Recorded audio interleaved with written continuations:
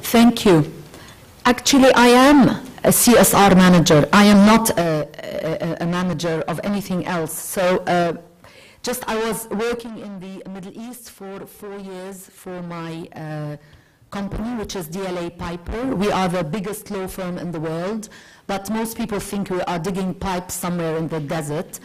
We're a young law firm. We're only about 6 years old. We're an amalgamation of many law firms that got together in 2005, some British, some American, and anyway, so that's all I'm going to talk about my company. But I also wanted to talk to you today about how humbled I was yesterday in the last session when I heard about the IBSAR initiative. It really made me think a lot about how out of touch I am with my own country. So I'm really happy to be here today. I'm a graduate of AUB, and I've lived most of my life outside Lebanon, but coming here, being in touch with compatriots, with seeing what's happening in Lebanon is very humbling for me. And to be honest, I told Dima, we have as much to learn from academia and from the street than we have to give. So it's with very much of a humbling attitude that I'm talking to you today.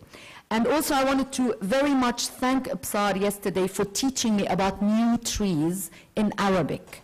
I did not know some of the words, so I've put them near my bedside yesterday and trying to learn about the ar'ar, lazzab, zamzariq. Very humbling. So thank you. Now we can start with what we do at DLA Piper. Now the most important thing that a law firm can give to the community and to people and to charities is what is known as pro bono. And yesterday some people did mention pro bono, but just wanted to explain to you a little bit the origin of the word. Pro bono means in Latin for the public good.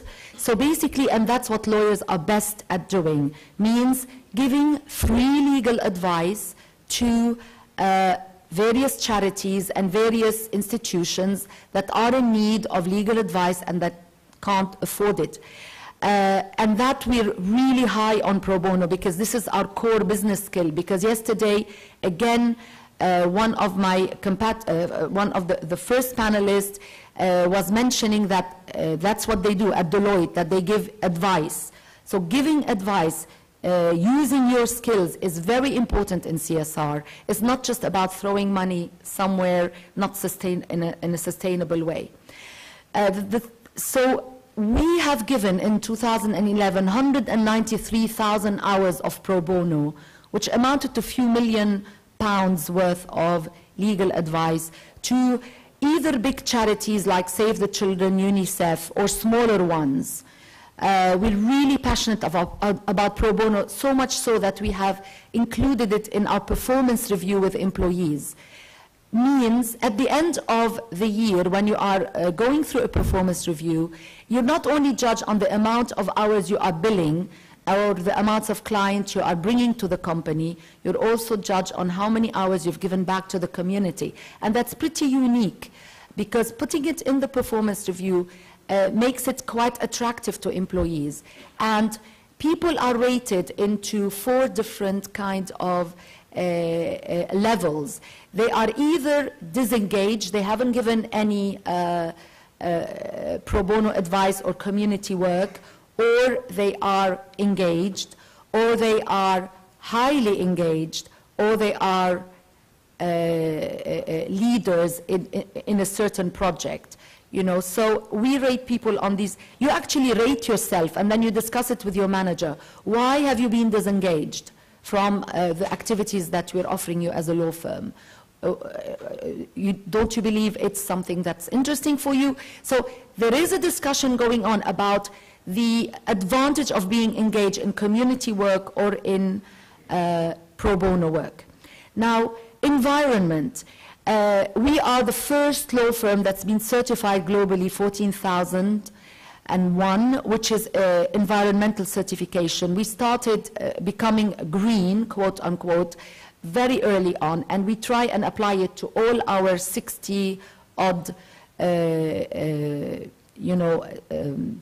we have operations in 60 cities, and we try and employ and apply it. So we recycle everything. If you come to our offices, we don't give you plastic bottles. We have banned plastic, so we have everything in glass bottles that we refill the water after we wash the glass bottles, and everything that we use is glass. We recycle. In the Middle East, when I was working for 4 years, I managed to actually implement recycled papers in our offices.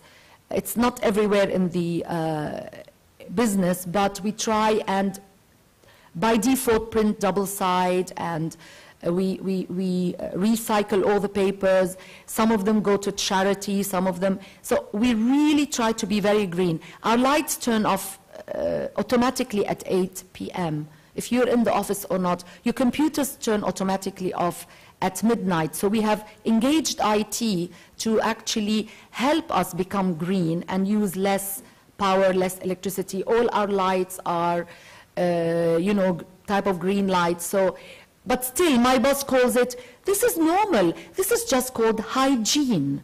So we consider our involvement with environmental sustainability a kind of a hygiene. It's like you brush your teeth, okay, you're going to use light that is not very, that's not the traditional one, the one that is long-lasting and doesn't take so much energy. Now, community investment, that is actually what I do. I'm not a lawyer, I'm a sociologist. I graduated from AUB. I concentrate on community investment. And in community investment, we have 4 strands that we're really, really passionate about, because we can't be everything to everybody. That's another thing, is that other than using your skills, you need to decide early on what is your passion as a company and what makes your people actually sing when they are doing it. And so we decided that our passion is education. Now, education in the sense of empowering young people to enter the world of law, and not necessarily to be lawyers. Now, because the world of law is not just formed of lawyers, in order for a law firm to work, you need to have support staff. So you need to have IT people, you need to have HR, you need to have CSR, you need to have finance department, you need to have fantastic PAs, because a lot of documents, very complicated, have to be done by very sophisticated PAs. So community investment in terms of education is very important. Now, I'm talking about the 2 regions I've worked in. In the Middle East, it's, as we mentioned yesterday several times, the high level of employment, which is among the highest in the world. So by encouraging people to commit to entering the corporate life, or encouraging entrepreneurs to open up business. And how can a law firm encourage entrepreneurs? Is basically giving them, again, free legal advice on setting up a business in the various countries we operate. So we do a lot of programs in which we have kind of workshops in which we get entrepreneurs and we give them free legal advice on how to set up, for instance, a business in the UAE, in the free zone, outside the free zone, whether you are working with a local partner or you are working with a foreign partner. I mean, all these things are legal, and this is where you need legal advice, and entrepreneurs can't afford to pay for it, so we do a lot of these kinds of programs. The other thing in community investment to the UK, because now I'm based in UK covering Europe, is after the riots of August, I think you've heard about them, where the huge rampage along in England, where the youth were very upset about whatever their life prospects were. We decided we need to do something about it. And so what we did was number 2, we did 2 things with the youth riots. The first thing we did was we gave free legal advice to some of the businesses that were affected by the looting and by the fires. And the second thing we did, we decided We need to tell these young people that there is life outside violence, that there's actually a possibility that they could have a life outside those little hamlets, those little kind of ghettos in which those young people live, that they don't even have an idea that they can actually go to university. There is a huge problem in the UK about social structure in which kids whose parents don't go to university don't even consider going to university. I don't find this problem very much in the Middle East, where parents, even if they don't go to university, encourage their kids to get education. In the UK specifically, there is a barrier. So we started something called Prime. Prime is basically opening up the world of law for young people to come and do a week's of work experience with us. And this initiative actually was not just us. It's 23 law firms in the UK decided we need to break that glass ceiling where young kids think they can't be lawyers, or they can't be an IT specialist, or they just have to go and work in factories or continue living in those ghettos that they live in. So this initiative is very much a new initiative. It just started in October, and the 23 law firms were asked to enlist more law firms, and at the moment we have about 76 law firms who are enlisted to this initiative called Prime. And I'm starting the first Prime training for young people from a school in North London. It's basically a school with lots of ethnic minorities, and I've got 10 kids coming at 28th of May to experience a week of work experience with us. And the pledge of Prime is you need to give work experience to at least half of the people you're giving employment to in the first year of their career. So we give employment to about 95 people a year, or training contract it's called. So we are pledging to give 50 work experience a year to students from disadvantaged backgrounds. Now workplace. Our passion is diversity. We really are quite good on diversity. I'm the example of diversity, one example of diversity in the firm, an Arab woman who is heading a UK-Europe function. We try very much to encourage women to become leaders in our company, and we're not really there yet, to be honest. Our target is 25 to 30% of women partners. In the UK, we're only 19. Sorry, in the US, we're 19, and then in the UK, we're 16. In the Middle East, we're much less. So we're trying to push women lawyers to get more out of working for us and becoming partners.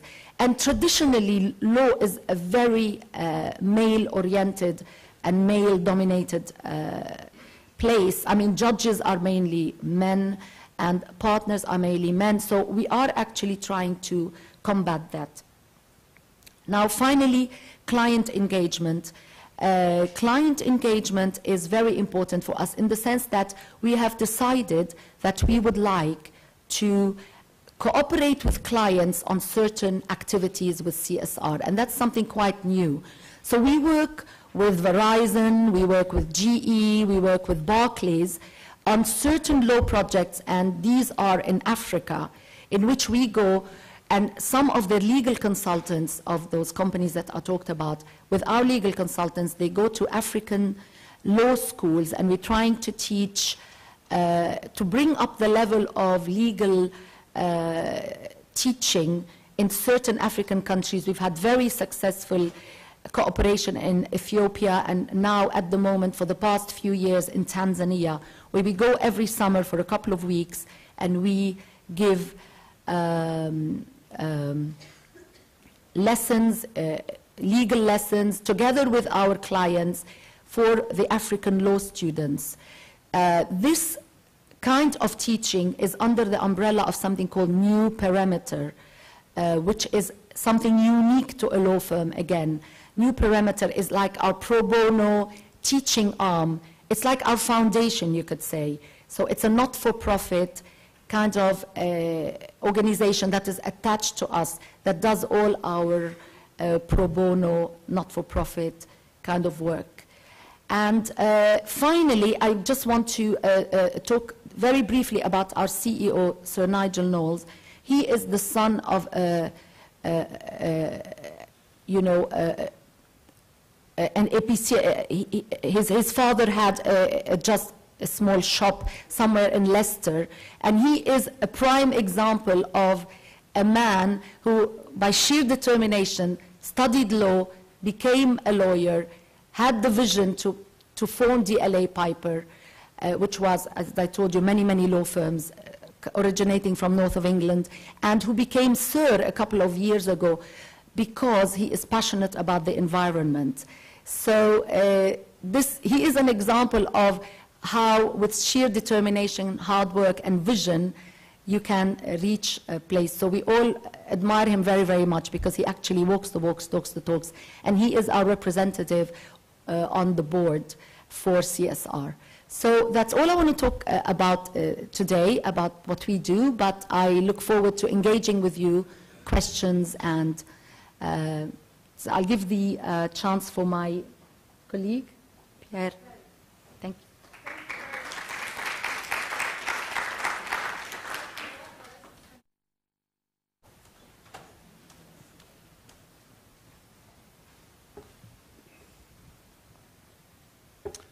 Good morning, everybody. First of all, I want to thank Dr. Jamali for organizing such an interesting conference. And we are honored to be on the panels to speak to you and to discuss